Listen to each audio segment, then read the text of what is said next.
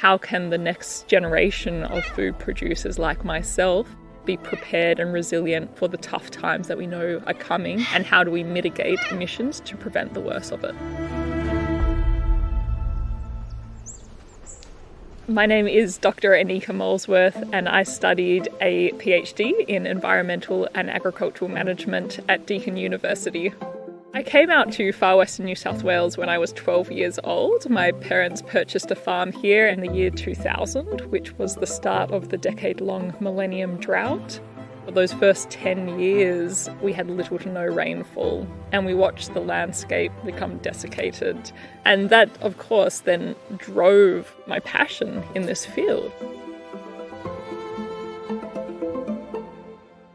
I studied at Deakin University through the Centre of Rural and Regional Futures. I was based at the remote campus in Griffith in central New South Wales. I could open up the textbooks, learn, and then walk out into the paddock and apply that knowledge. Since finishing my degree, I've really continued to pursue my interest in international agricultural development. I've continued to be involved in groups that are working on how do we improve global food security and build capacity within rural communities. For the last few years, I've been co-designing and co-delivering a project in Afghanistan, so how to build climate literacy in Afghan farming communities. I've also been working on science communication. There's so much new knowledge being generated. There's sort of this disconnect at the moment of this wonderful information and a certain lack of it being applied or taken up in the real world.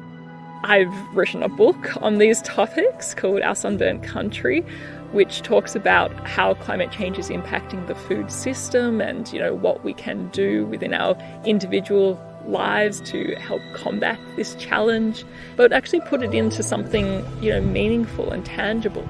I've been working with a group called Farmers for Climate Action, which I helped establish, and we had this conversation about how challenging climate change is making food growing and fibre producing. Farmers for Climate Action has grown to over 8,000 farmers and about 40,000 non-farmers, and is recognised as one of the leading voices in climate solutions in the agricultural community.